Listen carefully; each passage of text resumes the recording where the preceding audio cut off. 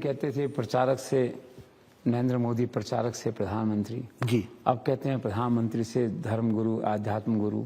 ये नया अवतार उनका पिछले कुछ दिनों में देखने को मिला जो बहुत पॉपुलर हो रहा है। आप क्या सोचते हैं उनका जो एडिशनल ये नहीं, देखिए वो आध्यात्मिक रुचि उनकी तो शुरू से थी।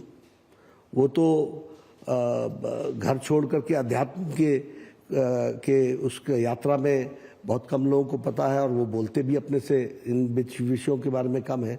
लेकिन जो जानकारियां मिलती हैं वो उत्तराखंड के केदारनाथ धाम से लेकर के कई धाम और कई गुरुओं के संसर्ग में रहे।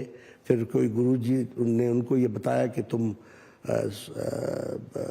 संन्यास लेने के लिए नहीं हो, बल्कि तुम समाज को परिवर्तन करने के लिए अपने आप को लगाओ और समाज में काम करो, और वही तुम्हारे लिए तपस्या है। ऐसा करके उन्होंने कहा था। तो वो वापस आकर के उन्होंने वो बाद में प्रचारक बन गए, और प्रचारक बन करके उन्होंने काम किया। फिर उनको राजनीतिक क्षेत्र मिला, फिर उन्होंने राजनीतिक क्षेत्र में काम को आगे बढ़ाया, और तीव्र गति से वो बढ़ाते चले गए। उसको वो तीव्र गति से आगे ले गए उस राजनीतिक दृष्टि से।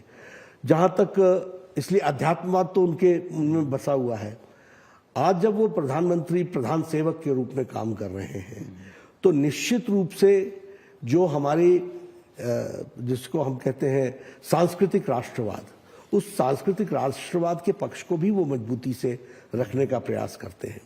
और क्या हुआ कि इस देश में सेक्युलरिज्म की गलत धारणाएं का मतलब ये बन गया कि सरकार हमारी संस्कृति की रक्षा करना ये सरकार का काम नहीं है, और ऐसा है नहीं। संस्कृति की रक्षा करना भी हमारा काम है, और सांस्कृतिक दृष्टि से भी उसको आगे बढ़ाना हमारा काम है। तो जो भी हमारी धरोहर है उसकी वहाँ लाखों श्रद्धालु आते हैं, वहाँ की व्यवस्थाएं अच्छी हों, वहाँ की व्यवस्थाएं उचित हों, उनको आगे बढ़ाया जाए। इन सब चीज़ों में उनका विशेष रुचि रहती है। तो शायद उसको लोगों ने धर्मगुरु के रूप में देखा होगा, या लेकिन वो राजनीति में भी रहते हुए एक तपस्वी के रूप में उन्होंने काम किया है, इसमें कोई दो राय नहीं।